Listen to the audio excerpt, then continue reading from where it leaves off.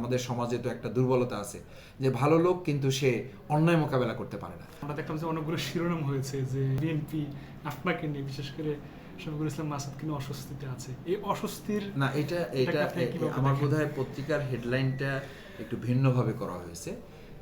বিএনপির সাথে ওখানে এটা আনঅফিসিয়ালি বলেন, ভিডিওতে বলেন, আমার বিগত 15 বছরে তাদের সাথে আমার সম্পর্কের জায়গাটা এরকম যে দলমত নির্বিশেষে আমি কাজ করার চেষ্টা করেছি, এক্সেপ্ট আওয়ামী লীগ বা ফ্যাসিস্টদের যারা দোষর ছিল তাদের বাদে।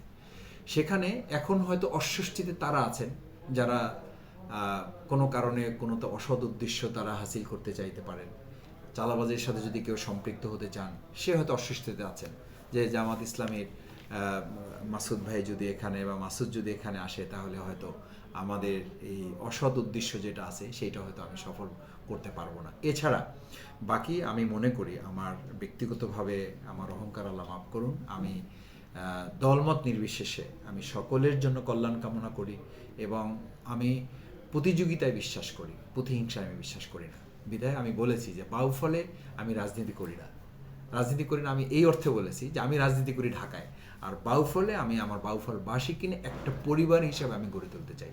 সেই জন্য সেখানে এমন অনেক বিএনপির নেতৃবৃন্দ আছেন যাদের সাথে আমার ব্যক্তিগতভাবে সম্পর্ক আছে, পারিবারিকভাবে সম্পর্ক আছে, এবং তারা আমাকে আশ্বস্ত করেছেন যে মাসুদ ভাই, আমি একটা দল করার কারণে হয়তো মাঠে নেমে আপনার জন্য কাজ করতে পারবো না, কিন্তু আপনি যদি নির্বাচন করেন তাহলে আমি এবং আমার পরিবারের ভোটটা দিয়া আমি সত্যের পক্ষে অবস্থান গ্রহণ করতে চাই। এই নিশ্চয়তাটুকু আপনাকে দিলাম, কারণ আমি যে দলই করি না কেন আমি একটা সুন্দর বাউফল চাই, আমি একটা চাঁদাবাজ মুক্ত বাউফল চাই। এবং আমি অস্বস্তিতে আছে ওই অংশটুকু, যে অংশটুকু শুধুমাত্র এই নেগেটিভ ওয়ার্কগুলো হয়তো তাদের মাথায় যদি থাকে, না হলে স্বস্তিতে তাদের সবাই থাকা উচিত। পুরো বাউফল স্বস্তিতে থাকার কথা যে আমরা একটা সুন্দর বাউফল দিতে চাই, আমরা একটা চাঁদাবাজ মুক্ত, দখলদার মুক্ত, আমরা সন্ত্রাস মুক্ত, আমরা মাদক মুক্ত একটা বাউফল দিতে চাই। তো আমরা সেটার জন্য তো কাজ করছি। তো সেই জায়গা থেকে হয়তো অস্বস্তিতেটা এরকম হতে পারে যে এই কাজগুলো যারা করতে চায় সেই কাজে হয়তো তারা আমাকে বাধা মনে করে। যদি শুধু যারা আমাকে বাধা মনে করে তাদের মধ্যে অস্বস্তি ছাড়া আমি মনে করি যে আমরা সবাই মিলে বাউফলবাসী একটা পরিবার। এবং আমি বহুবার বলেছি যে বাউফল আগামী দিনে কোনো এমপি হবে না, বাউফল আগামী দিনে একজন সেবক হবে, একজন খাদেম হবে, 4.5 লক্ষ মানুষ এমপি হবে। কোন অংশে একটু চ্যালেঞ্জিং হবে কিনা আপনার কাছে এই বিষয়টা? চ্যালেঞ্জিং তো হবেই, চ্যালেঞ্জিং হবে, আদর্শিক চ্যালেঞ্জ হবে। আমি বাউফলের সবচেয়ে বড় চ্যালেঞ্জ আমার কাছে এটা যে আমি যখন শুনি যে মাসুদ ভাই লোক ভালো, কিন্তু উনি অন্যায় মোকাবেলা করতে পারবে কিনা, দখলদার মোকাবেলা করতে পারবে কিনা, মানে আমার প্রতি আমি আমি একদম ফিল্ডে কথা বলে দেখেছি যে মাসুদ ভাই আপনি তো লোক ভালো আলহামদুলিল্লাহ, কিন্তু আমাদের সমাজে তো একটা দুর্বলতা আছে যে ভালো লোক কিন্তু সে অন্যায় মোকাবেলা করতে পারে না। আমি বাউফলে একটু শক্ত কথা এখন বলি, তো এটা হয়তো কারো কারো মনে হইতে পারে যে মাসুদ ভাই তত শক্ত কথা বলার লোক না। বলছি এই কারণে যে আল্লাহ তাআলা কোরআনে কিন্তু পরিষ্কার নির্দেশনা হচ্ছে তা'মুরুনা বিল মা'রুফ ওয়া তানহাউনা আনিল মুনকার। শুধু ভালো কাজ করলে হবে না, অন্যায় কাজ প্রতিরোধ করতে হবে। এটা ইসলামের দুটোই পরস্পর নির্দেশ। সেই জায়গায় আমি আপনাকে ছোট্ট একটা উদাহরণও আমার এলাকায় আমি বলি যে আপনি শুধু ফসল পাওয়ার জন্য খেতে সার দিলেন, ঔষধ ছিটাইলেন, কিন্তু আপনি আগাছা দমন করলেন না। আপনি যত ভালো কৃষকই হন, যত তেলাওয়াত করেন, জিকির করেন, যত চোখের পানি আপনি ফসলে ফালান, আপনি আগাছা যদি দমন না করেন, শুধু সার দেন, শুধু ওষুধ দেন, আপনি কিছুদিন পরে গিয়ে ফসলের পরিবর্তে ওখান থেকে কিছু আগাছাই পাবেন। সেই কারণে আমি বাউফলে বলেছি যে আমি বাউফলে ফসল পাওয়ার কারণে, ফসল পাওয়ার প্রয়োজনে আগাছা দমনেও বাউফলবাসীকে ঐক্যবদ্ধভাবে ভূমিকা পালন করতে হবে। এই আগাছা হিসেবে যদি কেউ থাকেন তারা হয়তো অস্বস্তিতে থাকতে পারেন।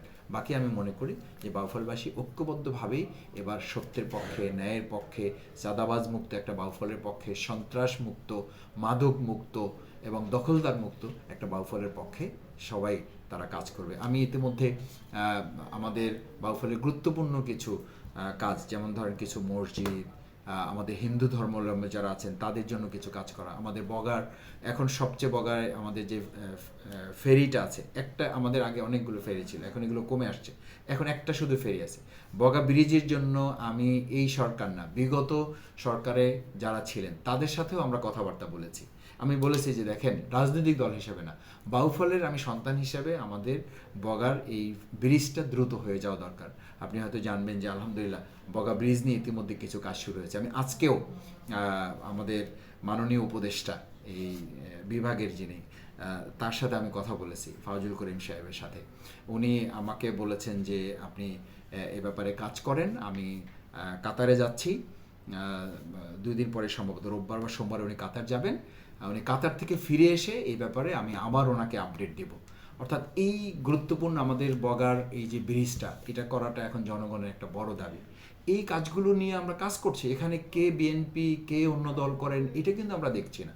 আমরা আমাদের বাউফলের প্রয়োজনে আমরা কাজ করছি।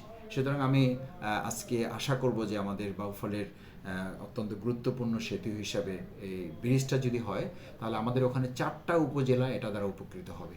এবং এখন তো পদ্মা সেতু হয়ে যাওয়ার কারণে প্রচুর গাড়ির চাপ বেড়েছে। শুধু ওখানে গিয়ে আমাদের কষ্টটা হয় যে ফেরিতে অনেকক্ষণ আমাদের অপেক্ষা করতে হয়। কখনো কখনো এই যে ঈদের সময় আমি দেখেছি যে ঘন্টার পর ঘন্টা ওখানে গাড়ি দাঁড়িয়ে থাকছে। অথচ একেবারেই ছোট একটা উদ্যোগ নিলে আমাদের ফেরি থেকে আমরা ব্রিজে উন্নীত হতে পারবো।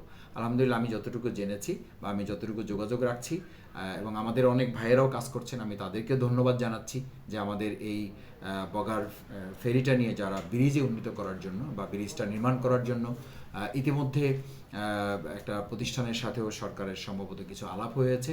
সেই জায়গায় আমরা মনে করছি যে কম সময়ের মধ্যেই আমাদের এই বগার যে ব্রিজটা এটা হয়ে যাবে এবং বাউফলবাসীর একটা বড় কল্যাণ সাধিত হবে। সেই ক্ষেত্রে আমি বাউফলবাসীর সহযোগিতা চাই এবং দোয়া চাই যেন আমরা দ্রুত সময়ের মধ্যে আমাদের এই বগার ব্রিজটা যেন আমরা সম্পন্ন করতে পারি।